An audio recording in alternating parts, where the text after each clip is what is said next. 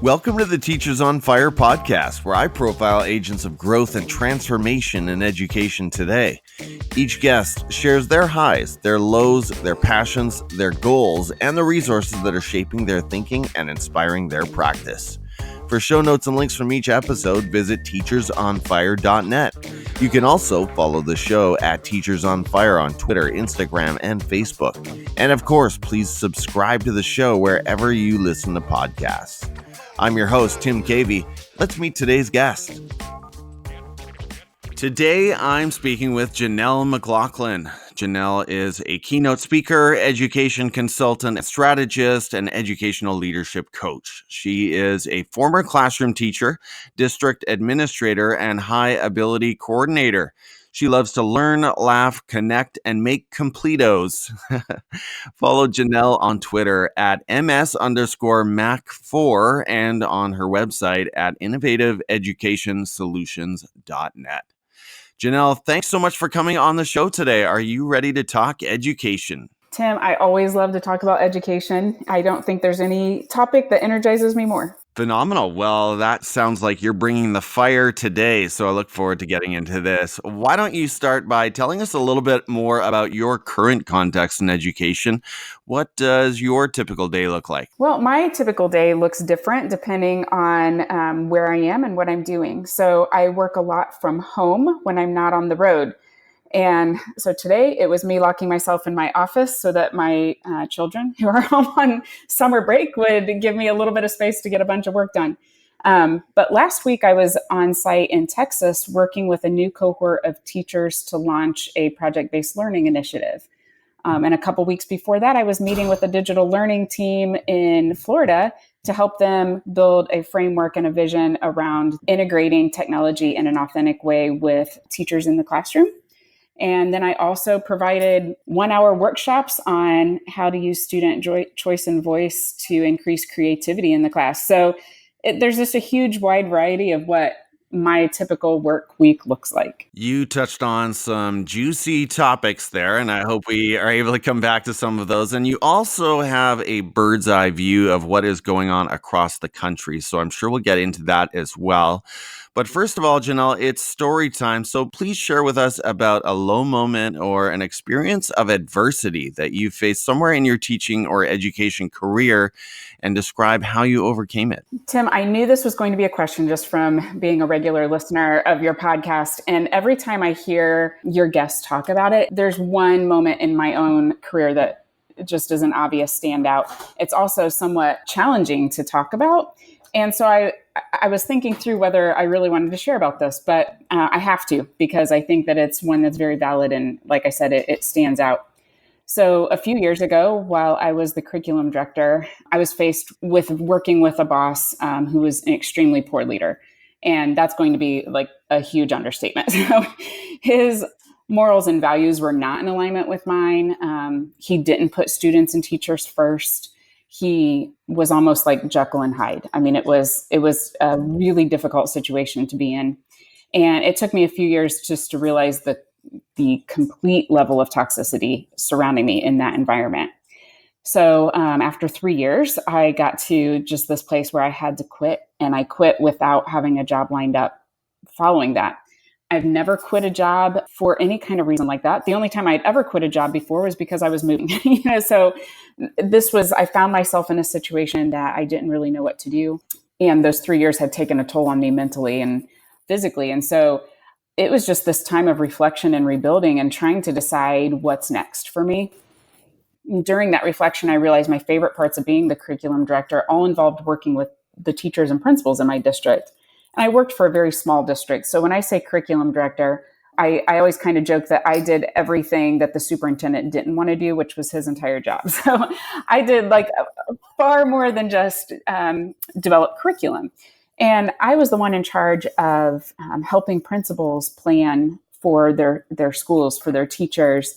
I provided professional development workshops. I helped facilitate and coordinate different professional learning opportunities for all of the educators in my district. And those were the pieces that stood out to me.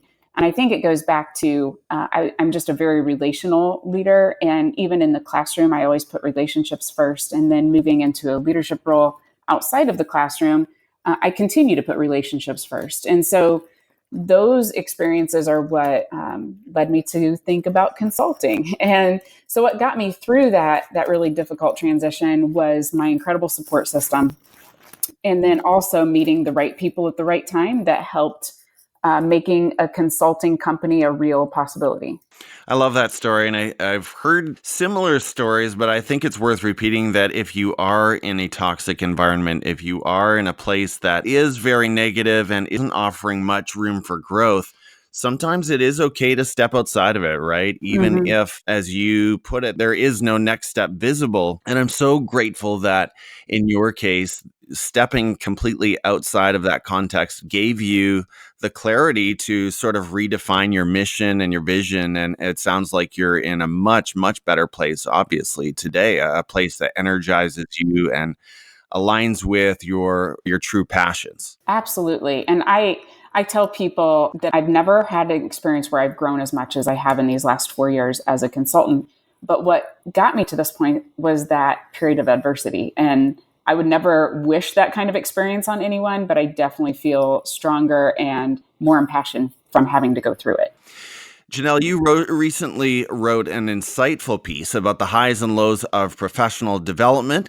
And for our audience, you can read her thoughts on her blog at innovativeeducationsolutions.net/blog, or you can listen to her read her post on episode 7 of the New Teacher Blogs podcast. Janelle, speak more to this whole idea of helping educators learn and grow in their practice. What are some of the shortcomings of Pro-D as you see it today, and where would you like to see it go from here? Well, obviously, this is my whole work, right, is developing and providing professional learning opportunities for educators at all levels. But I go back to a time when I was a curriculum director, and I was fairly new on Twitter.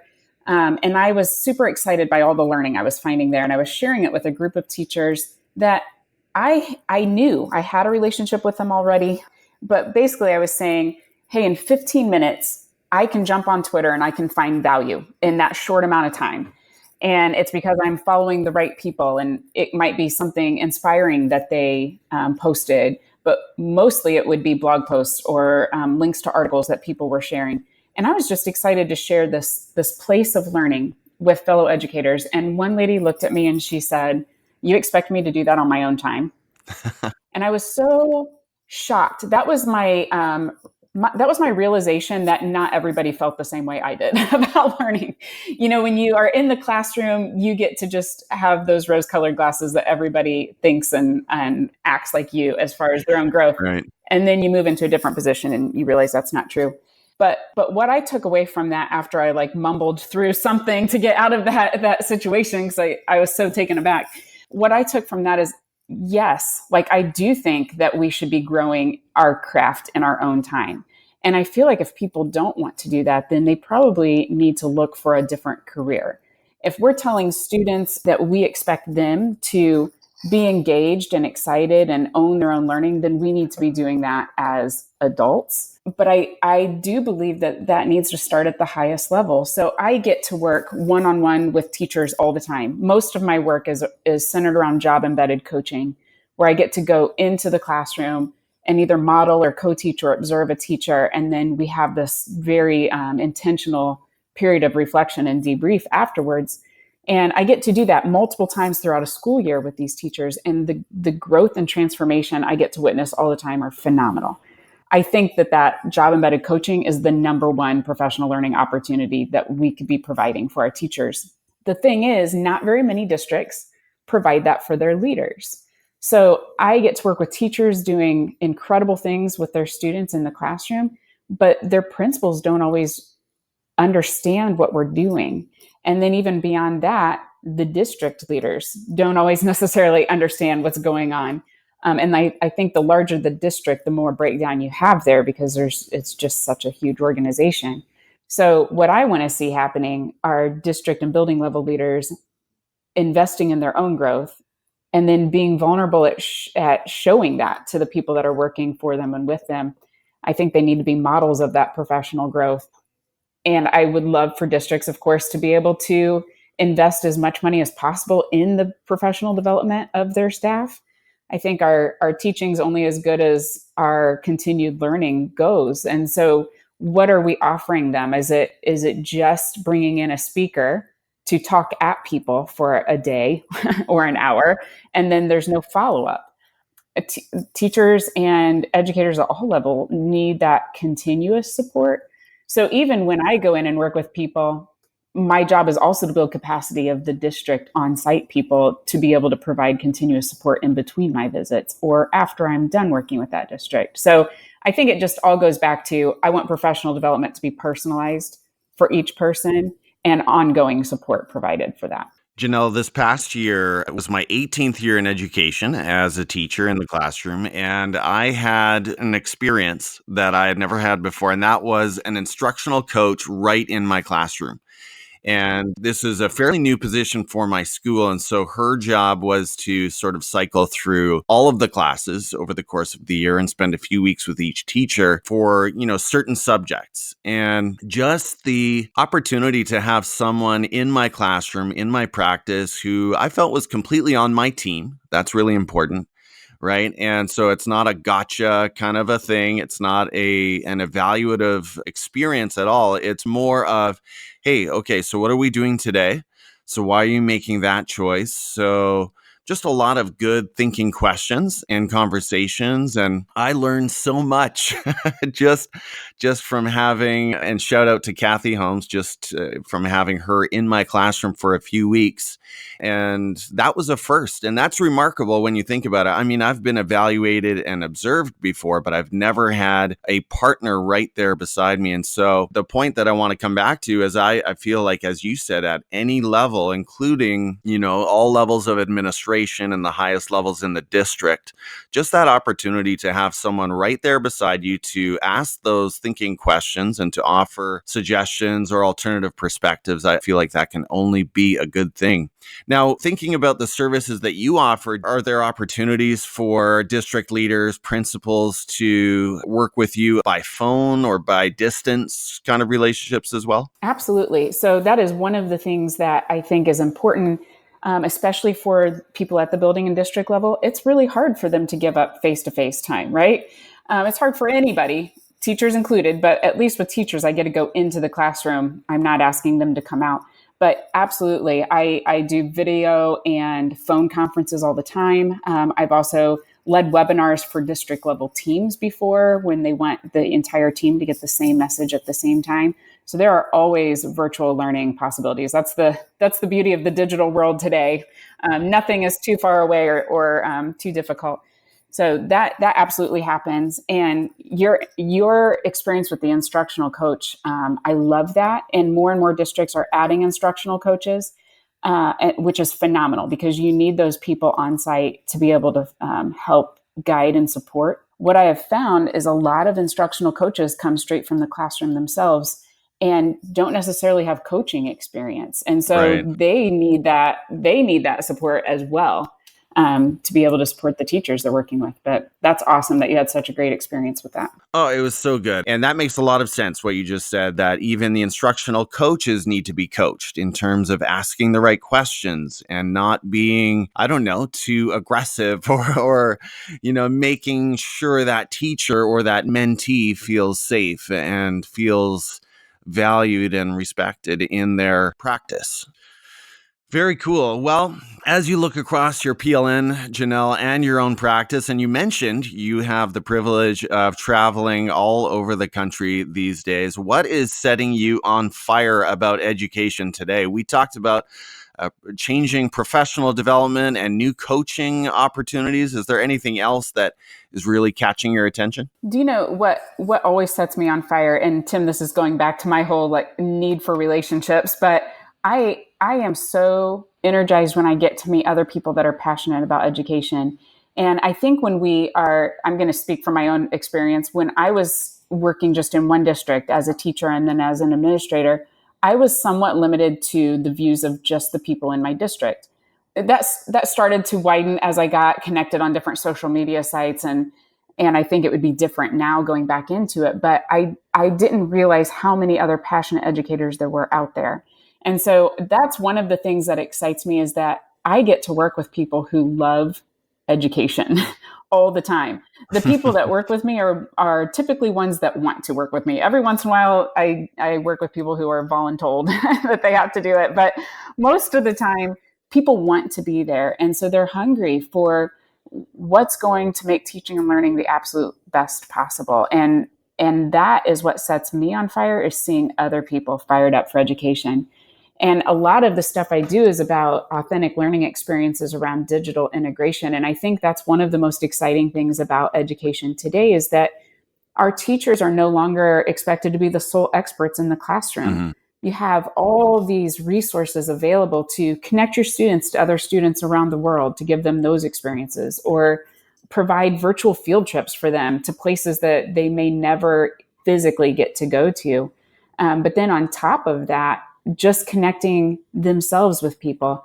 I'm very fortunate to have this PLN that's worldwide. I mean, how exciting is that? And just 10 years ago, I would not have expected to be talking with people in different countries to grow my own practice. So that's one of the things that is so exciting for me, just to be an educator today. I love both of those themes that you brought up, the digital learning opportunities and the fact that there are so many passionate leaders and educators out there. And I feel like that is Edu Twitter in a nutshell. I know that's why you love it as well. As you know, when you do network with these other educators, most of the people you find on Twitter are the sort that are incredibly passionate about the profession, right? Otherwise, they wouldn't be there.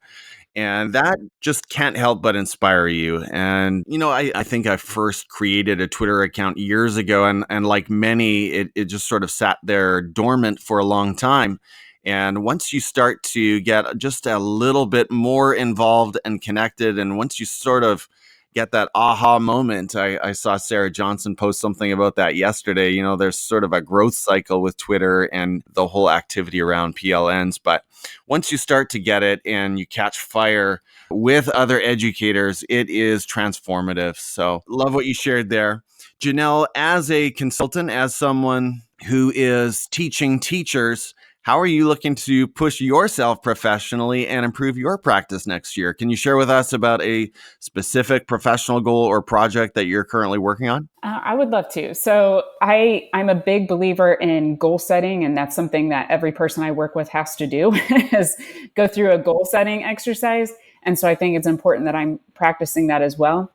And I always have all these like mini goals as far as feeding my own learning. But something that I've been working on for longer than I would like to admit right now is writing my first book. Yay. And I'm super excited about it. And I feel like I have lots and lots of different messages to share, but this one is the one I chose to start with. The problem is I get super intimidated, which is funny because I've been writing for years as far as blog posts and articles for different publications, but to put it all together in a book is really intimidating. And then when I have all these other priorities, it gets pushed down the priority list. So I've got this renewed goal that I'm going to have it finished by the end of 2019, which makes me a little bit sick to my stomach to even say that out loud. But that is my professional goal on a very personal project right now. Well, even if you just chip away at it in every departure lounge and on every flight, I'm sure you'll make steady progress, and I look forward to that. You know, I hear around Edu Twitter, or maybe in some of the entrepreneurship podcasts that I listen to, that a book or having a book is the new business card, right? It sort of defines who you are for people. And so that sounds like a really exciting step. I'm kind of jealous. Janelle, outside of education, what's another area of learning for you? What is it that ignites your passions when you leave the whole area of education? And what else brings you alive as a human being? So my favorite things to do when I get free time, which I constantly say that with being a consultant, I have so much freedom and flexibility in my schedule. However, it's also really easy to work nonstop. Right. And so my favorite things to do to unwind are just all kinds of exercise. I like all different kinds of exercise because it helps me just mentally check out of whatever is on my mind to focus on just staying healthy physically. But I also love to read completely for pleasure. I read so much professional literature. So when I just need a break, I'm totally reaching for some type of fiction. But what really energizes me and gets me most excited are my kids. I have a 16-year-old and an almost 13-year-old, and they're super busy and involved in life. And so when I get to spend time with them, that's my very favorite thing to do. Very sweet. And I can resonate with that. I've got 2 teenagers here at home as well. Janelle, share about a personal habit or a productivity hack that contributes to your success. And you sort of project like that ultra organized self-starter. So I look forward to hearing this. Well, I appreciate that. And I go back to even as a classroom teacher, I maximized every available minute I had. I actually, a little side note, but I actually job shared with another teacher when my son was an infant, where I taught 3 days a week and she taught 2 days a week. And that was, 11 years ago. And she just told me in May, we're still friends, of course, but she said, the organizational strategies that you taught me during that time are things that still help me be effective today.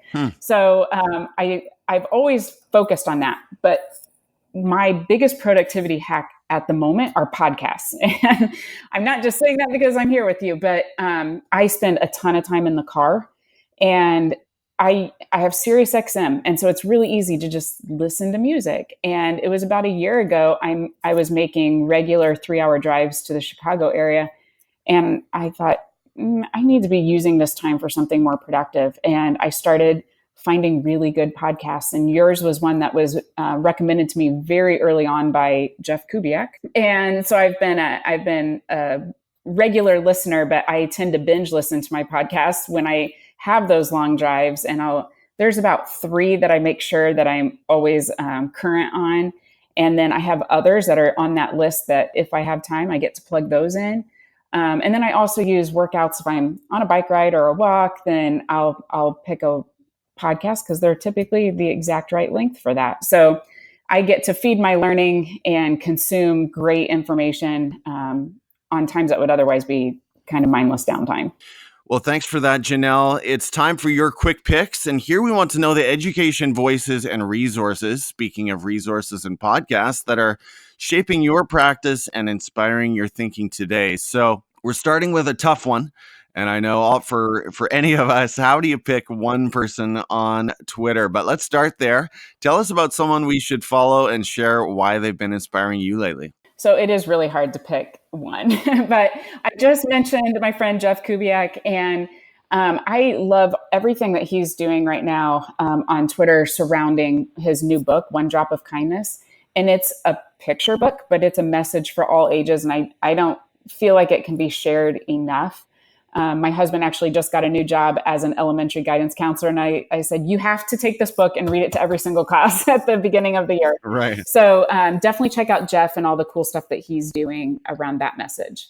And on that note, make sure you tune into the Teacher Blogs podcast. Jeff recently read one of his blog posts, and he does talk about One Drop of Kindness as well. Point us to an edtech tool that you currently love using somewhere in your professional practice, Janelle. So probably about 2 months ago, I don't know, it could be longer, I discovered Wakelet. I had been seeing people tweet about Wakelet, but I had not really taken the time to explore it. And honestly, I don't know how, but one of the people that work there reached out to me and did an online demo with me, which was super fun and helped me to realize exactly how I could utilize it. But it's one of my new organizational go-tos. If you don't know about Wakelet, it's fantastic personally for curation and organization, but there's so many application points in the classroom that you can use as a classroom teacher with your students. That's a good one. And is that something, do you utilize Wakelet in your presentations as well? You know what? I haven't yet. I probably need to start doing that. I've talked about it in different presentations. I haven't actually used it yet, but that's a great idea. I'm asking because I'm not that familiar with it. I've gone in there and played with it. And like you, I had someone reach out from Wakelet to offer to give me a demo as well. So obviously a very helpful startup or company. I don't know if they can still be called a startup. Yeah, for sure. And what's fun is Callum, I don't know if he's the one that reached out to you, but Callum reached out to me on Twitter from Wakelet. And then I got to meet him in person at ISTE. So that's always fun when you get to connect with people face to face. Yeah, so they are doing some great things at Wakelet. Make sure you experiment with Wakelet, and I'll try to get into that more this year as well. Recommend a book, Janelle. We talked about books, and we talked about the fact that you are reading a lot professionally, but your recommendation doesn't have to be an education title. What is one of your faves that you would pass on to our listeners? Well, I just finished The Four Obsessions of an Extraordinary Executive by Patrick Lencioni. And he was an author recommended to me probably a year and a half ago just on leadership materials. It has nothing to do with education per se. Like, it's not written for education. However, there are such direct implementation points to everything that we do. I think it's especially good for anyone at the district or building level of leadership. A little less application for the classroom teacher, but the thing that I love about it is the whole first half of it is written as a fable. So it's, as somebody who loves to read fiction, it reads really quickly. And then the second half of the book are direct application tips and strategies for just enhancing leadership. Janelle, I know you are a podcast listener and you are a listener of this podcast, so thank you for that. Tell us about another great podcast that you've got in your deck on the regular. Yeah, absolutely. As one of my short lists is the In Awe to Rise podcast by Sarah Johnson. She's just a phenomenal leader herself, but what she does is give power and amplification to other leaders through her podcast. She highlights women leaders, which I think is important just because there are still too few females in leadership positions. And there's kind of a unique perspective that comes from being a woman in a leadership position. Mm-hmm. And she does a fantastic job just amplifying their voices. Amazing host and former guest of this podcast. And I actually have to hear back from Sarah about whether her phenomenal run streak is still intact. I know she had an ankle problem earlier this week, so we have to check in with her. But make sure you tune into the In Awe to Rise podcast. And last question, Janelle, strictly for fun, what are you watching on Netflix right now? So I used to not be a TV watcher at all. And then, I don't know, over the winter, my son said, "Hey, Mom, let's find a TV show on Netflix that we want to watch together." So nice. We started Arrow, which is a superhero TV show. So very much appeals to my almost 13-year-old son. And we're a little bit addicted to it, even though my husband thinks it's the exact same storyline every show, which it pretty much is. But that's superheroes, right? There's a villain, they're defeated, move on. So, but it's very fun. And then my daughter and I around the same time started watching The 100, also super fun, kind of a dystopia type of show. But we caught up with all the seasons, and now we have to wait weekly to catch the new one that comes out. And we're a little bit spoiled by Netflix and don't like having to watch commercials now. Totally. Okay. Well, I might have to come back to The 100. I remember giving that a look some time ago. Janelle, for listeners interested in your message and wanting to connect with you, what are the best ways for them to do that? You already mentioned my Twitter. I'm active on there, and my website is easy to find out more about the work that I do. And there's all kinds of contact information on my website. I'm also on Instagram. I have a Facebook page. I'm on Voxer. I'm very active on LinkedIn. I actually think LinkedIn doesn't get enough press among the education industry. I make much deeper connections through LinkedIn than I do Twitter even. So check me out on LinkedIn if you're there. Hopefully I'll have a book out soon. Well, we'll look forward to that, Janelle. Hey, this has been wonderful. Thank you so much for sharing your time with the podcast today. It's been great to connect with you in real time. We've had some offline communication already, and so this has been rich. Thank you so much. Take care, and let's talk again soon. Absolutely. Thank you, Tim. Thanks for joining me today here on the Teachers on Fire podcast. For show notes and links from this episode, visit teachersonfire.net. You can also follow the show at Teachers on Fire on Twitter, Instagram, and Facebook. And again, please do subscribe to the show wherever you listen to podcasts. Before we sign off today, I'd like to invite you to leave any questions, suggestions, or feedback to the show in the form of a voice message. You can do so by locating Teachers on Fire in the Anchor app, or if you're on Voxer, leave me a message at Tim Cavey. Either way, I'd be thrilled to hear from you and feature your message in a future episode.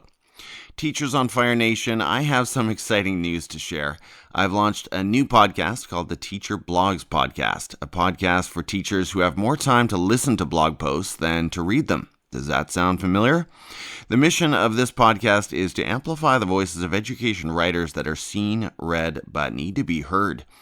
Last week's episodes featured No Room for Competition by Kelly Bahri, Fears and Worries by Susan Jahimiak, and I is for Imagine by Lynn Thomas. And your voice could be next.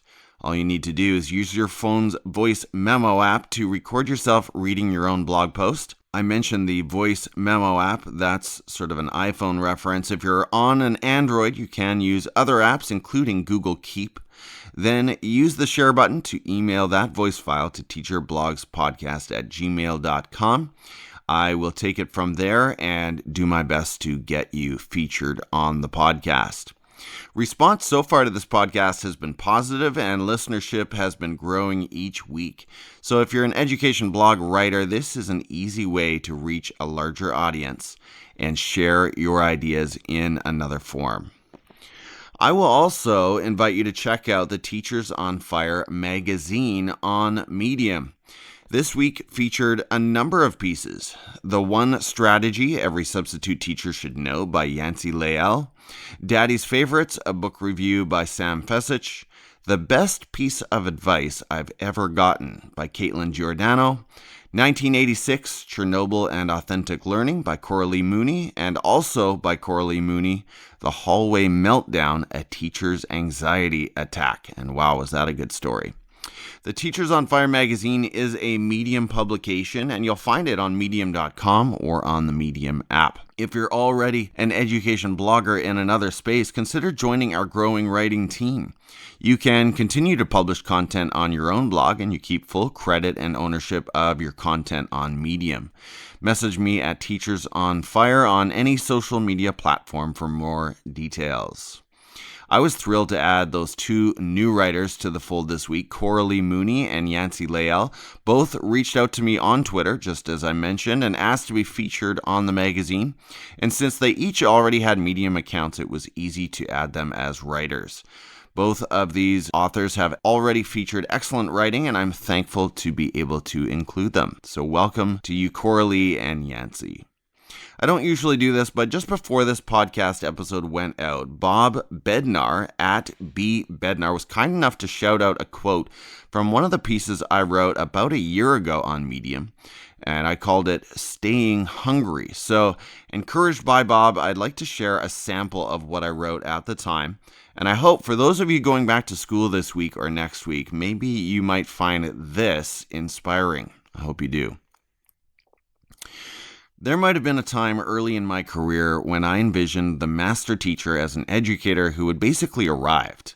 This was the teacher who held her students' attention with hypnotic powers, who oozed the sort of charisma that inspired incredible heights of work, creativity, and achievement, whose timeless classroom management systems had been tweaked to a state of permanent perfection, who drew from a bottomless well of instructional resources to locate a solution for every possible challenge, who personally knew every inch of their content area and whose expertise was legendary, who never made a mistake, never failed, who never felt embarrassed or frustrated.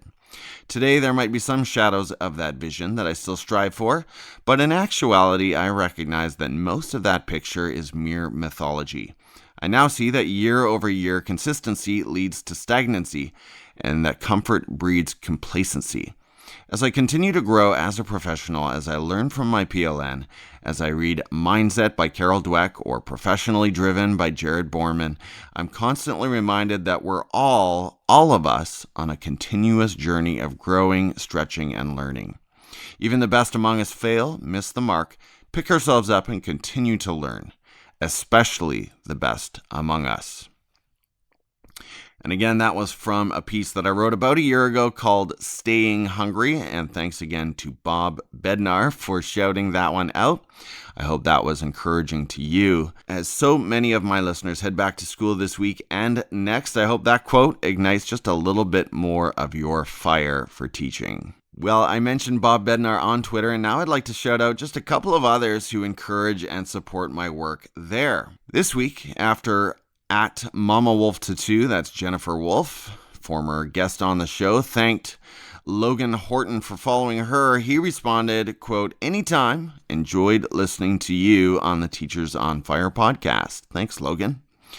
Next, Izzy Worrell, and that's at IZZY, tweeted, quote, "Just out here listening to the Teachers on Fire podcast in an attempt to someday be as good of an educational leader as at Larry J. Wolf," end quote.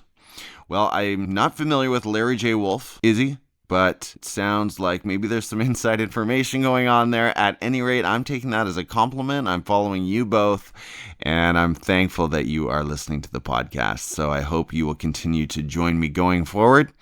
And last but not least, at The Right Leader, many of you know him, he recently tweeted, guess what we're going to continue to do at Mr. Noon's Teach at Teachers on Fire. We're going to connect, impact, scale, and with zero apologies. When it comes to our commitment to the people and to being a voice, you have now entered the hashtag Zero Apology Zone. If you don't know Vernon Wright, there are few edu-thinkers on Twitter more exuberant and passionate about moving education and educators forward. I'm excited to share that Vernon has agreed to come on the Teachers on Fire podcast, so watch for him in a coming episode of the show as well. Thanks so much for the encouragement, Vernon, Izzy, and Logan. You three were the fuel to my fire this week. And if you have liked, retweeted, replied, engaged in any way to my stuff over there, I really, really appreciate it. I won't lie, Twitter is the heart and soul of the podcast.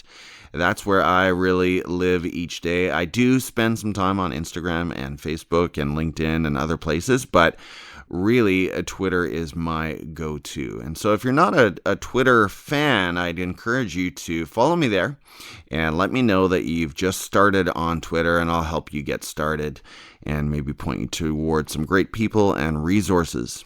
One other event of note from Twitter, and I know I'm dragging out the Twitter section, so bear with me, but about a week ago, I put out a call to all of the educators who plan to podcast with their students in the classroom this year, and that tweet got a great response. I now have 79 educators on my Twitter list, and I think I just called the list Podcasting in Classrooms.